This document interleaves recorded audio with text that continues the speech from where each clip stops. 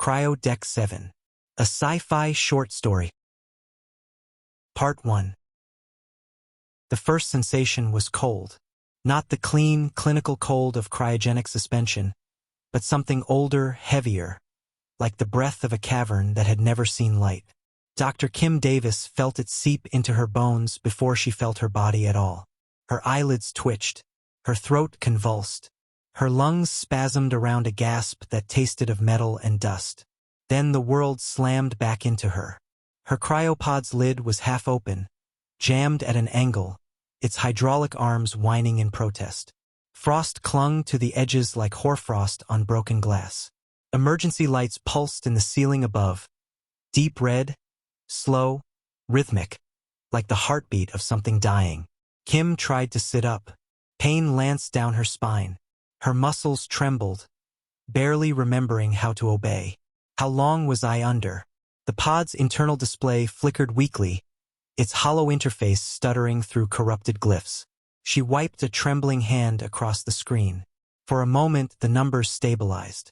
CRYO cycle complete scheduled wake. T plus 312 years actual wake. T plus 587 years error. Time dilation shielding offline error. AI core unresponsive error. Deck seal breach detected. Her breath caught. They were centuries early. The Artemis III was supposed to deliver its passengers to the Kepler 186 system after a 1,000-year voyage, with staggered wake cycles for crew rotations. Kim was part of the final wave, meant to wake only when the ship approached its destination. Instead, she was awake in the dark, halfway through the void, with no AI, no crew, and no explanation. A groan echoed across the cryo deck. Kim jerked her head toward the sound. Rows of cryopods stretched into the gloom, their outlines barely visible in the red emergency glow. Some pods were intact. Others were cracked open like eggshells. Frost and condensation coated the floor in uneven patches. Another groan, this one closer. Kim forced her legs over the edge of the pod.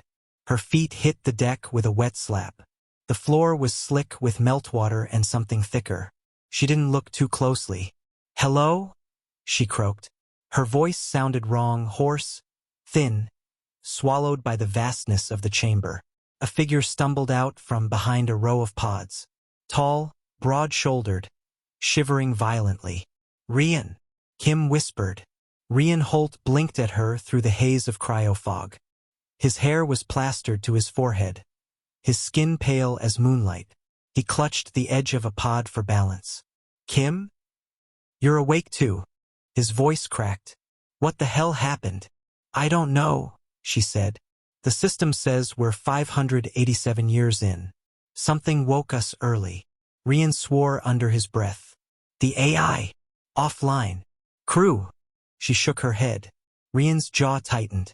He was a structural engineer, practical, grounded, unflappable. But even he looked rattled. A third voice cut through the silence. Is anyone alive?" Kim turned. A woman crawled out of a pod near the far wall, dragging herself across the deck. Her cryosuit was torn at the shoulder, exposing pale skin beneath.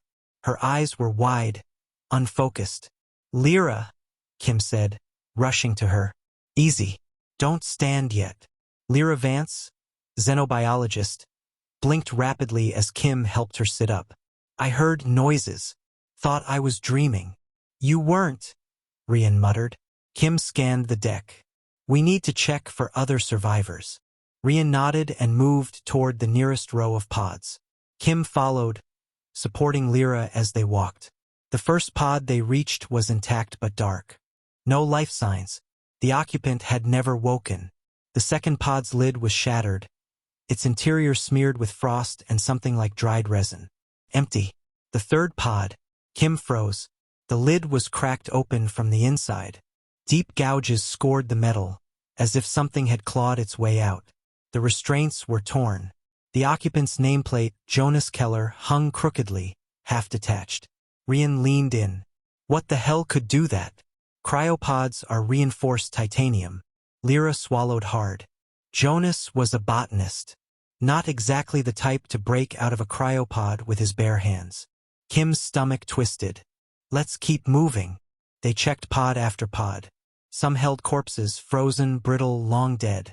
Others were empty, their lids forced open. A few were intact but unresponsive.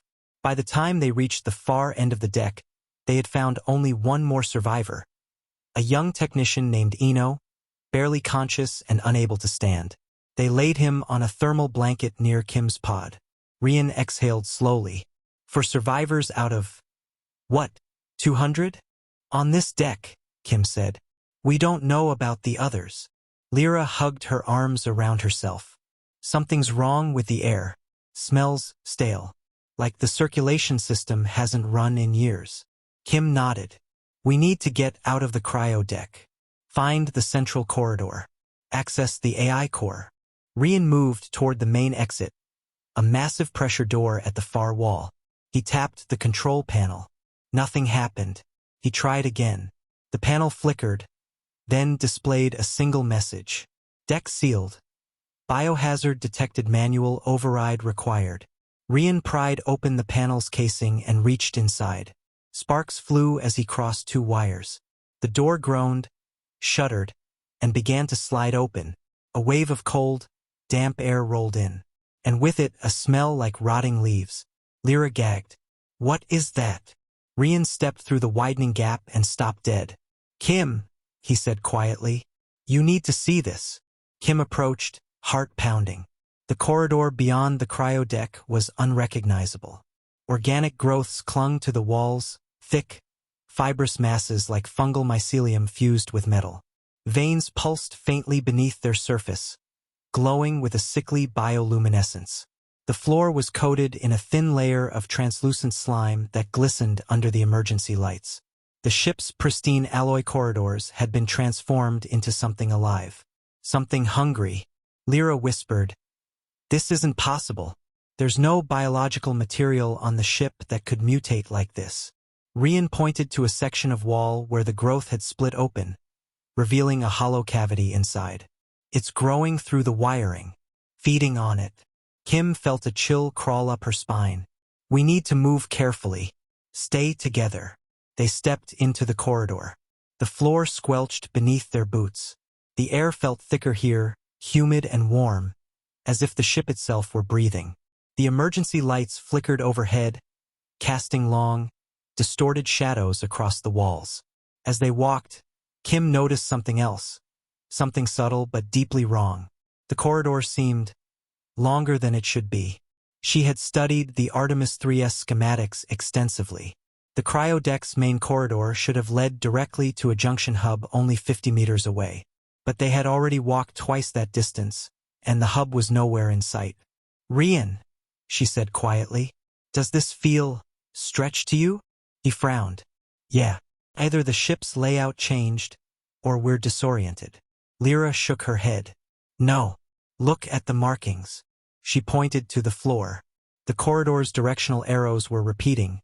Every 10 meters, the same pattern, the same faded scuff marks. As if the corridor were looping. Kim's pulse quickened. Time dilation shielding failure. Spatial distortion could be a side effect. Rian muttered. Great. So the ship's folding in on itself. A sound echoed behind them. A soft, wet footstep. They spun around. The corridor behind them was empty, but the slime on the floor bore a new footprint, elongated, distorted, with too many toes. Lyra whispered, We're not alone. Kim forced herself to breathe. Keep moving. They pressed on, the corridor stretching endlessly ahead. The organic growths thickened, forming tendrils that hung from the ceiling like vines. Some twitched as they passed. Then they reached a junction, or what had once been a junction. The hub was completely overgrown, its walls swallowed by a mass of pulsating tissue. In the center, a cryopod lay embedded in the growth, half melted, half absorbed. Its lid was open. Inside was a body, or what remained of one. The figure was humanoid but twisted, its limbs elongated, its skin translucent. Its face was a distorted echo of a human face. Eyes too large, jaw too narrow, features stretched as if pulled through time like taffy. Lyra stumbled back. Oh God, is that? Kim leaned closer, her stomach churning. The face was familiar, not because she recognized the person, but because the face looked like hers. A warped, half-formed version of her own features. Rian swore. What the hell is going on? Kim's voice trembled. Time dilation shielding failure. If the field fractured, the passengers might have evolved or devolved across multiple timelines at once. Lyra stared at the creature. So this is a version of you that didn't survive? Or one that woke earlier, Kim said. Or later. Or never fully formed. Rian stepped back. We need to get out of here. Now. A sound rose from the darkness beyond the junction. A wet, dragging shuffle. Then another. Then many. Kim grabbed Rian's arm. Run. They sprinted back the way they came, boots slipping on the slime-coated floor. The corridor pulsed with red light, shadows twisting like living things. Behind them, the shuffling grew louder. Closer. Kim risked a glance over her shoulder. Figures emerged from the darkness, half-formed humans, their bodies flickering like glitching holograms. Some crawled. Some limped. Some moved with jerky, unnatural speed. Their faces were distorted versions of the crew, echoes from broken timelines. One of them looked exactly like Rian, or rather, like a skeletal, half-grown version of him, its jaw hanging loose, its eyes milky and unfocused. Rian's breath hitched. That's... Don't look! Kim shouted. They reached the cryo deck door. Rian slammed the manual override. The door groaned open just enough for them to slip through.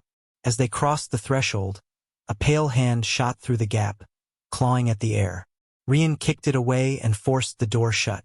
The metal slammed into place with a deafening clang. Silence. Then a soft, rhythmic tapping from the other side. Tap, tap, tap, like fingers drumming. Lyra collapsed to her knees, shaking. We're trapped. We're trapped in here with no AI, no crew, and monsters that used to be us. Kim leaned against the wall, trying to steady her breathing. We're not trapped. There's another exit. The maintenance hatch. Rian nodded slowly. Yeah, behind the secondary power conduit. Lyra looked up, eyes wide. Where does it lead? Kim swallowed.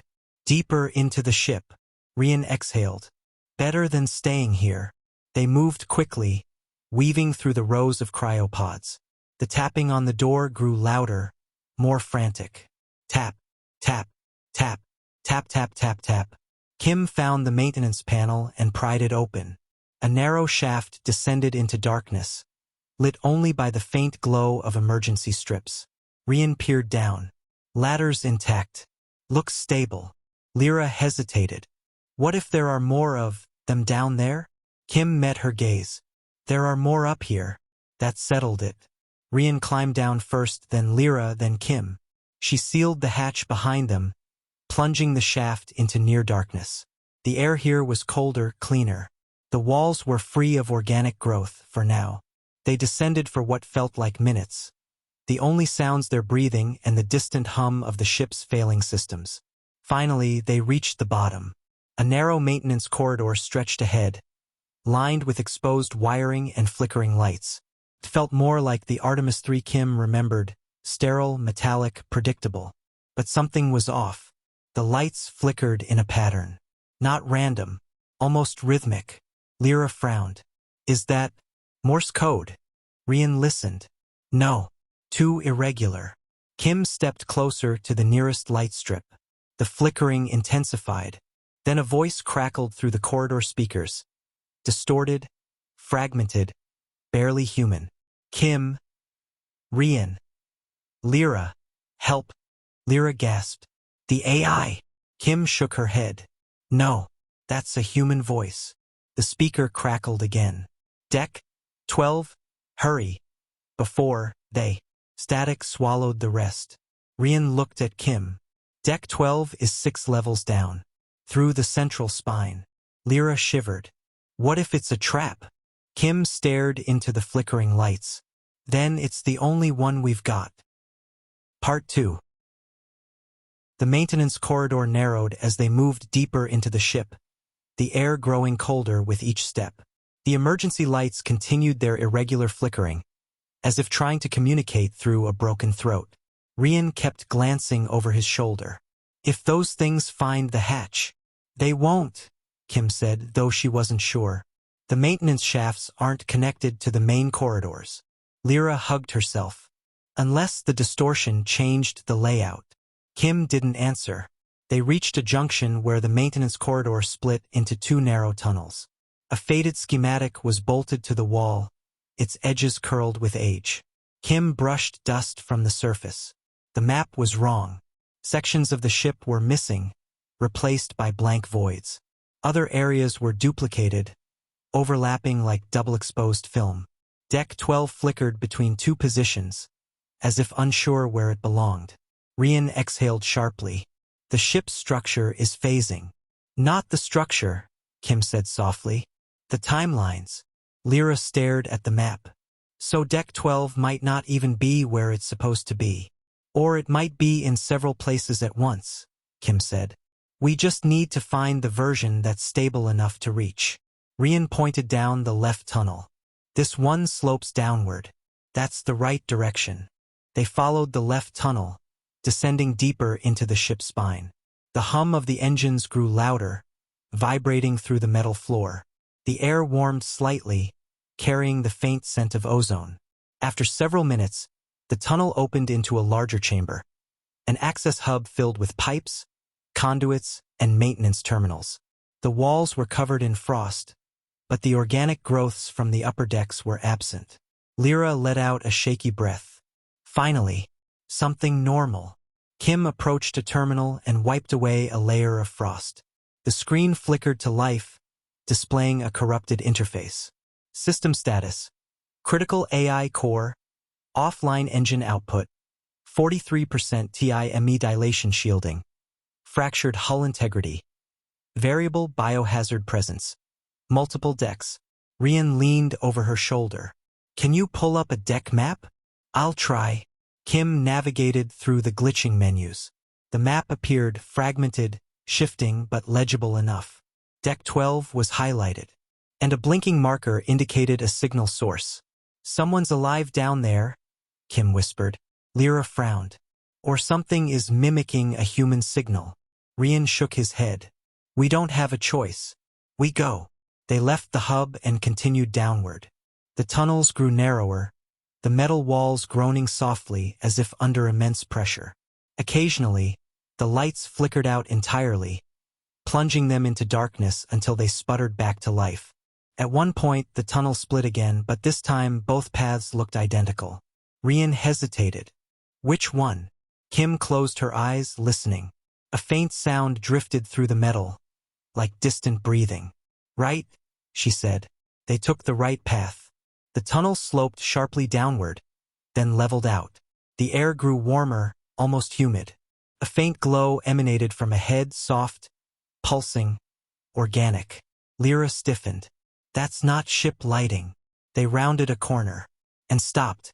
The tunnel opened into a vast chamber, one that shouldn't exist anywhere on the Artemis III. The walls were covered in thick, pulsating growths, their surfaces slick with moisture. Tendrils hung from the ceiling like vines, swaying gently as if stirred by an unseen breeze. In the center of the chamber stood a cluster of cryopods, at least a dozen, arranged in a circle. They were half-melted, fused with the organic mass beneath them. Some lids were open, others were sealed shut, their interiors glowing faintly. Rian whispered, "What is this place?" Kim stepped forward cautiously. A temporal convergence zone. The fractured timelines are overlapping here. Lyra pointed to one of the pods. Look! Inside was a figure, human but distorted. Its body flickered between states, shifting subtly with each pulse of the chamber. One moment it looked like a young woman, the next an elderly man, then a child, then something inhuman. Kim's breath caught. These are passengers caught between timelines. They never fully stabilized. Rian swallowed hard. Are they alive? Not in any way we understand. A voice echoed through the chamber. Kim! They spun around. A figure stood at the far end of the chamber, illuminated by the pulsing glow. Tall, thin, wrapped in a tattered cryo suit. Its face was obscured by shadow. "Who's there?" Rian called. The figure stepped forward. Kim's heart stopped. It was her. Or rather, a version of her, older, gaunt, her skin pale and translucent. Her eyes glowed faintly, as if lit from within. Her movements were slow, deliberate, as though she were wading through thick water. Lyra gasped. "Kim?" The older Kim spoke, her voice layered with echoes. "You shouldn't have come here." Rian stepped protectively in front of the real Kim. "What are you?" The older Kim tilted her head. "A possibility. A timeline that fractured when the shielding failed. I woke centuries ago. Alone.